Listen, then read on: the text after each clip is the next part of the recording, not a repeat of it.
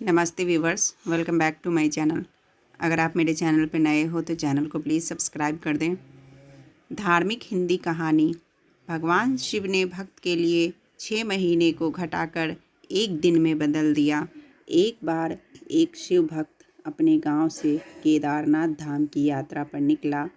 पहले यातायात की सुविधाएं तो थी नहीं, वह पैदल ही निकल पड़ा। रास्ते में जो भी मिलता केदारनाथ का मार्ग पूछ लेता। मन में भगवान शिव का ध्यान करता रहता। चलते चलते उसको महीनों बीत गए। आखिरकार एक दिन वह केदार धाम पहुँच ही गया। केदारनाथ में मंदिर के द्वार 6 महीने खुलते हैं और 6 महीने बंद रहते हैं। वह उस समय पर पहुँचा जब मंदिर के द्वार बंद हो रहे थे। पंडित जी को उसने बताया वह बहुत दूर से महीनों की यात्रा करके आया है। पंडित जी से प्रार्थना की, कृपा करके दरवाजे खोलकर प्रभु के दर्शन करवा दीजिए। लेकिन वहाँ का तो नियम है, एक बार बंद तो बंद।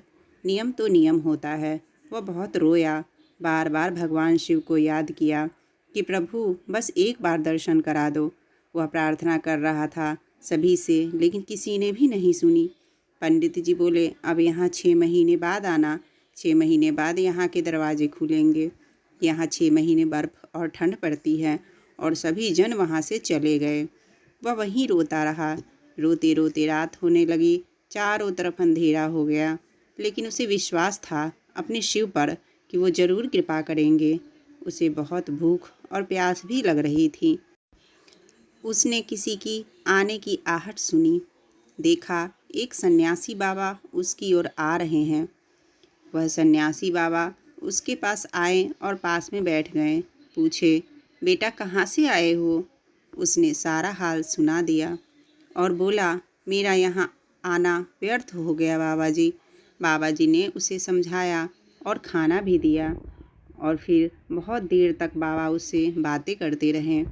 बाबा जी को उस पर दया आ गई।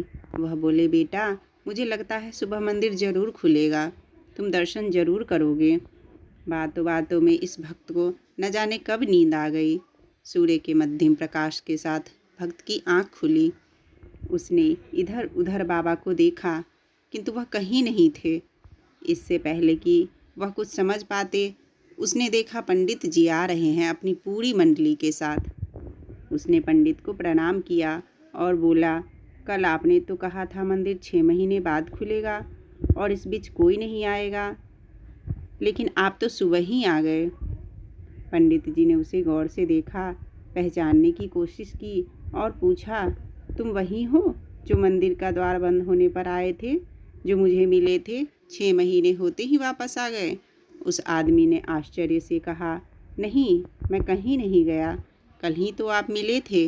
रात में मैं यहीं सो गया था, मैं कहीं नहीं गया।